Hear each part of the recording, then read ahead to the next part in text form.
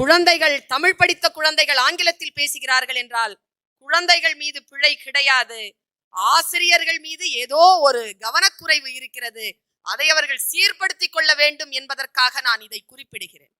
எந்த ஒரு குழந்தை தமிழிலே பேசுகிறதோ, நான் சொல்லுகிறேன், வீட்டிலே பெற்றோர்களை அம்மா அப்பா என்று அழைத்து பழகக்கூடிய குழந்தைகள் அந்த குழந்தைகளுடைய பெற்றோர்களை ஒரு காலமும் முதியோர் இல்லத்திற்கு அனுப்புவதில்லை என்கின்ற அடிப்படையான ஒரு பேருண்மையை நீங்கள் புரிந்து கொள்ளுங்கள்.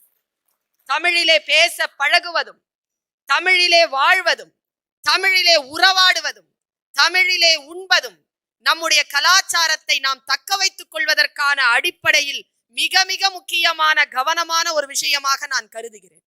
உங்களுக்கு தெரியாதது இல்லை, தமிழ் நமக்கு பாடம் சொல்கிறது. உலகமெல்லாம் போகிறேன் நான், எத்தனையோ கார்ப்பரேட்ஸ், எத்தனையோ மல்டிநேஷனல் கம்பெனிஸ், அங்கே எல்லாம் போய் மோட்டிவேஷன், உற்சாகம் ஊட்டுகின்ற பேச்சை எல்லாம் பேசுவதற்கான வாய்ப்பு தமிழ் எனக்கு தந்திருக்கிறது. உலகத்தில் இருக்கக்கூடிய அத்தனை நூல்களை படித்தாலும் கிடைத்து விட முடியாத சாரம்சம் கொண்ட பல விஷயங்கள் தமிழிலே கொட்டி கிடக்கிறது. அடிப்படையில் ஒரு சிறிய பாடலை நான் சொல்லுகிறேன். ரொம்ப சாதாரண பாட்டு, எல்லாருக்குமே தெரிந்த பாட்டு தான். யாதும் ஊரே யாவரும் கேளீர், கேள்விப்பட்டிருப்பீர்கள். அது ஒரு சங்கப்பாட்டு, புறநானூரிலே வருகிறது. கணியன் பூங்குன்றனார் என்கின்ற மனிதர் அதை எழுதியிருக்கிறார்.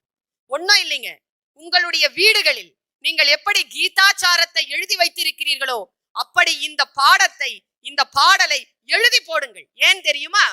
ஒவ்வொரு வரியும் நமக்கு பாடம் சொல்லுகிறது. மிக உச்சபட்சமான ஒரு வரியை நான் அதிலே சொல்லுகிறேன். நிறைய வரிகள் அதிலே உண்டு. யாதும் ஊரே யாவரும் கேளி என்று ஆரம்பிக்கக்கூடிய அந்த பாட்டு தீதும் நன்றும் பிறர் தர வாரா என்று சொல்கிறது. தீமையும் சரி நல்லதும் சரி மற்றவர்களால் வராது என்று பேசுகிறது. நான் யோசித்து பார்த்தேன். பைபிளிலே ஒரு செய்தி பாருங்க, எதையும் நாம் படித்து கொண்டிருந்தால் எங்கிருந்து எங்க போய் கனெக்ஷன் ஆகுது பாருங்க, எங்கிருந்து எங்க போய் லிங்க் ஆகுது பாருங்க.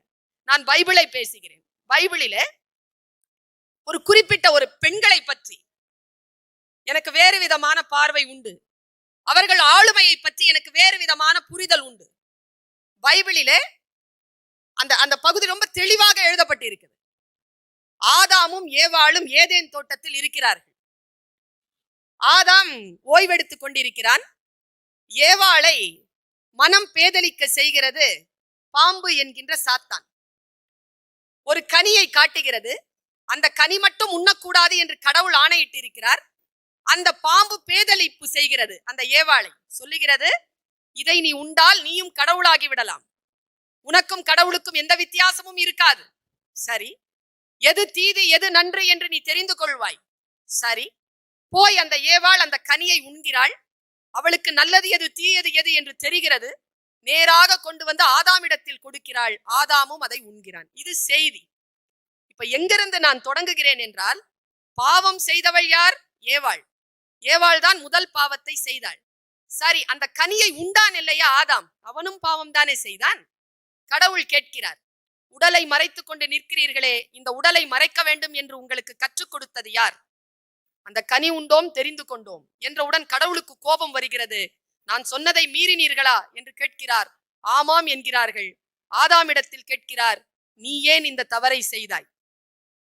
ஆண்களுக்கு ஒரு குறிப்பு, நீ ஏன் இந்த தவறை செய்தாய் என்று ஆதாமிடத்தில் கேட்டவுடன் ஆதாம் சொன்ன பதில் என்ன தெரியுமா? நம்ம வீட்டுல எல்லா ஆம்பளைங்களும் சொல்ற அதே பதிலத்தான் ஆதாமும் சொன்னான்.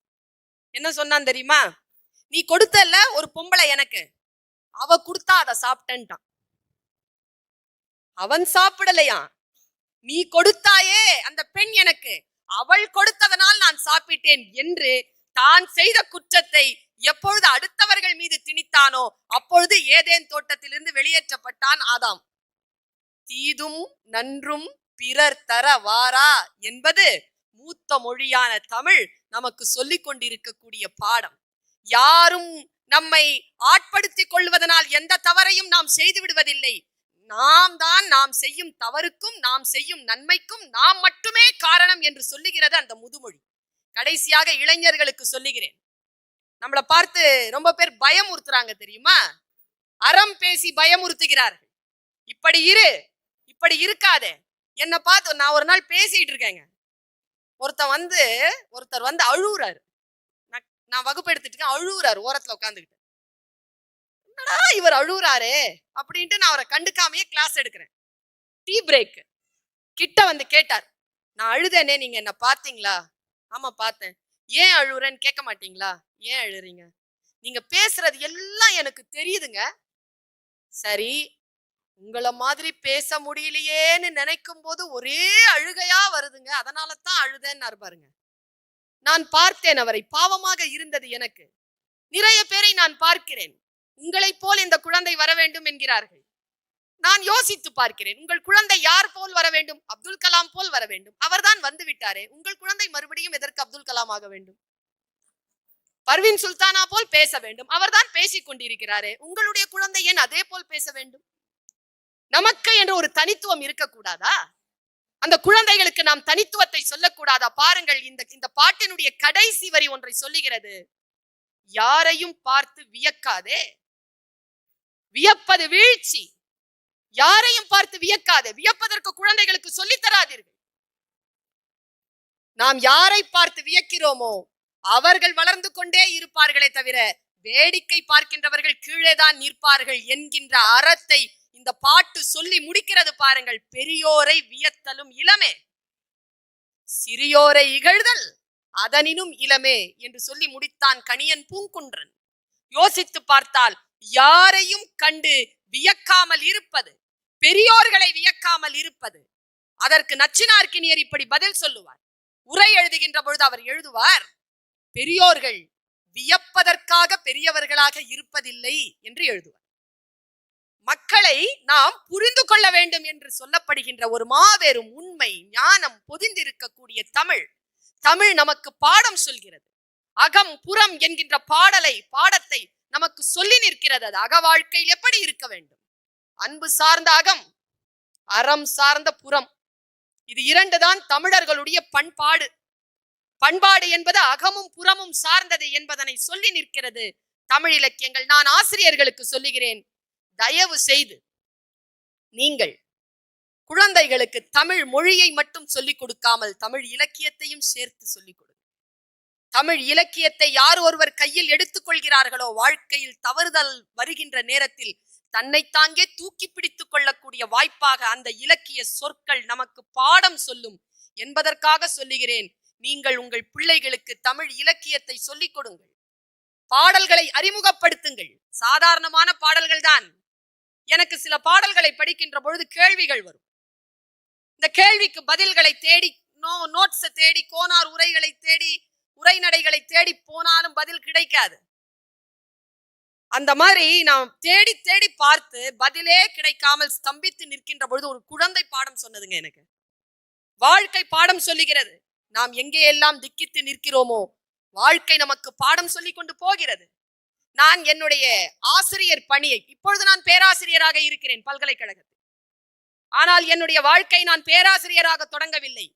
ஒரு பள்ளிக்கூடத்தில் விளையாட்டு ஆசிரியராகத்தான் நான் என் வாழ்க்கையை தொடங்கினேன். அதுவும் எந்த குழந்தைகளுக்கு தெரியுமா? எல்கேஜி யூகேஜி குழந்தைகளுக்கு விளையாட்டு டீச்சர், பிடி டீச்சரா போனேன் நான். முதல்ல பிடி டீச்சரா இருக்கிறதுல ஒரு வசதி என்னன்னா, குழந்தைகள் நம்மளை பார்த்து பயப்படாது. அது ரொம்ப பெரிய வசதி. முக்கியமா கணக்கு டீச்சரா இருக்கிறது கொடுமை. பார்த்தாலே குழந்தைங்க பயப்படும். இந்த சயின்ஸ் டீச்சரா இருக்கிறது அதை விட கொடுமை. ஏன்னா பிள்ளைகளுக்கு புரியாது, பயப்படுறதா வேணாமான்னு புரியாது. ஆனா எங்க குழந்தைகள் நான் உள்ள வந்த உடனே பெஞ்ச் மேல ஏறி நின்று 2 கையையும் இப்படி ஆட்டுறதுக்கு கத்து கொடுத்துருந்தேன். நான் ரொம்ப கையை ஆட்டிக்கிட்டு விளையாடிட்டு இருந்தது. நான் ஒரு நாள் உள்ள போய் உட்கார்றேன். நான் ஒரு 8 மாதம் தான் அதில் வேலை செய்தேன். பல நாட்களாக எனக்கு புரியாத ஒரு பாட்டுங்க, திருக்குறளுங்க. அந்த முதல்ல திருக்குறளை நான் சொல்றேன். புரியவே இல்லை எனக்கு. புரிஞ்சாலும் ஏத்துக்க முடியல. அந்த குறள் என்ன தெரியுமா?